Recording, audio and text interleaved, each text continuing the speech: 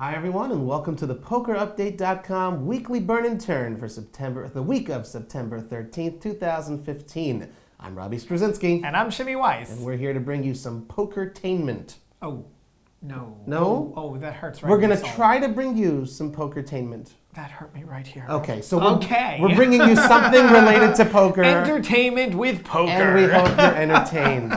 We're going to jump right into the first topic. It's a good opinion piece written by Charles Rettmuller. He was talking about how HUDs, basically, heads-up displays, HUDs, and how I think they need to go. And one of the poker pros to speak up against it was Patrick Antonius, well known for appearing on a whole bunch of poker television shows. Well, he did it in a very roundabout way. He didn't directly. He just said that he's stepping down from it. Because right. of it. It wasn't that he was speaking out against it. We hope that people will start actually speaking out against it. I think so. I mean, I'll speak from personal experience. I used to play a lot of online poker, and the moment I stopped is when I realized and heard for the first time that they've got this extra display, this software up there that's giving them all the data about what I'm doing, what I'm not doing, and I guess that's how the pros are playing, like 16 tables at a time. It's hard for a recreational player. Like, I have enough tells as it is. I don't want them to have the statistics yes, right he does. there. Yes, he does, and he doesn't know what they are, and I'm not going to tell him. We're playing in our home game, but online. I mean, I just realized, oh my God, these people are playing it like a video game. And you're playing with all your lives and your stats and all that other stuff. It doesn't work for me. I'm just trying to play poker, and I understand that you're always looking for an edge, and poker is a game of edges and stuff. And look, I'm not going to fault someone for using it, but at the same time, when you want to, as an industry, when you want to attract recreational players to the game, you're going to go ahead and show them the sharks sitting there, and they know everything about you before you've even answered. It's not the way to go. You might as well be playing with your cards face up on the table if you're a recreational player. I'm always been of the opinion, if you're a professional player, if you're so skilled enough, you ought to be able to beat the fish without the HUDs. You know what I mean? Yeah. That's just my opinion. But the fact is, if Patrick Antonius feels that he can't beat the game anymore, I don't even think that it's a matter of the HUD guys that they're too good. It's just that they're playing a different game. It's a big deal, and good on him for actually coming out and saying that. Yeah. It's very good, and it really lends some weight to the issue. Right, and I do think that more pros ought to come out against it. And look, if you want the game to thrive and continue to flourish online, you got to promote something that recreational players can appeal to, and I guess there'll always be those guys looking for an edge, but I don't think that the software is the way to go. And I think, we could segue into the next article here, is that the operators themselves also need to sort of come out, I think. They need to take responsibility. They got to be the ones to really make the move. They're the ones who want more people to come and start playing. Right. I mean, let's be honest here. The players themselves are not doing anything wrong. Right. They're not doing anything wrong at all, but it's something that pushes away the amateur players, the recreational players, right. Because they're on just such a different level. You can't really play against an edge like that. Exactly. And you have microgaming, the Microgaming Poker Network. They did something. It's an article written by Brad Chalupsky. He was talking about how microgaming is now allowing someone to change their screen name. Which, that's a great option. I got to tell you, my screen name, I went to check what my stats are. It was a Shimmy the Fish. Yeah, we're not going to talk about that. But my stats were, ranging between 40 to 70%. That's not, I would love to reset that. Let's, I don't like that number hanging over my head. It's like, okay, Shimmy the Fish is here. Right. I call. Something like that. But,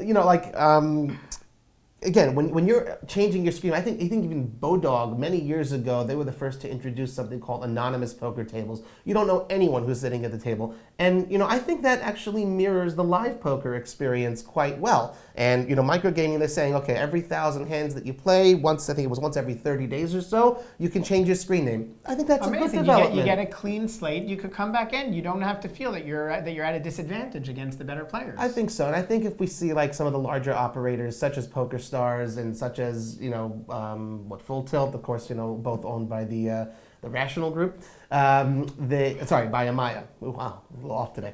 But the big brands and stuff, when they come out and say, okay, you know what, we're going to take a step back, we want to appeal to the widest possible audience, not just the grinders, not just the guys who are, doing with their heads-up displays. I think it'll just be better overall for the poker economy. You're going to see a lot more people not scared to dip their toe in the water for the first time or to get back into it. I know personally, if everyone stopped using the HUDs, I'd definitely give it a shot again, and because I think I can play pretty decent live if I'm not playing against the wizards with their HUDs everywhere and their heads-up displays and all their numbers. I think it'd be better. Give you a overall. chance also to sit down at the ring games again. I only really feel comfortable playing at large tournaments now because it's a lot harder to track what a player is doing there. Right. And I love the ring games. I would love to be able to sit down at them, but when you're playing against players that have this amount of information on you, it makes it very difficult to play. Right. So the ring games, when you think of ring games, you think of women.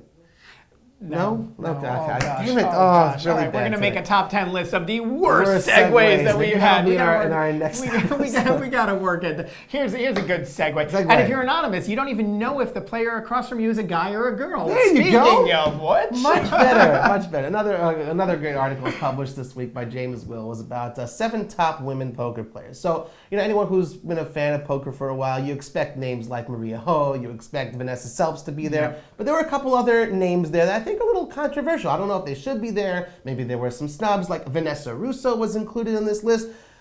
I don't know. What has Vanessa Russo won lately besides the hearts of people on, some people on Big Brother, Right. I think it's more just poker personalities, female poker personalities, Right. because she's very much in the news now because of that. We spoke about her in a previous show. Yeah, and a few other weekly burn and turn. I think it was 3 episodes ago, Something like that. Go and you should check it out. But yes. I love lists like this, though, because I can, my wife plays poker, and I can't tell you how many times someone has come up to me and been like, wow, your wife plays poker? Yeah, that's really cool. The game is not a men's game, and you Right. see a list like this, and you see how absolutely talented they are, Right. and I would be terrified to sit down with any single one of these players at the table. Right. And I think it's time, we need to stop looking at this game as if it's a man's game. One of my pet peeves. Agreed. I can't. 100%. How many of these people we see it listed, that one of their achievements that they had is the last woman standing. Yeah. And I can't stand that concept.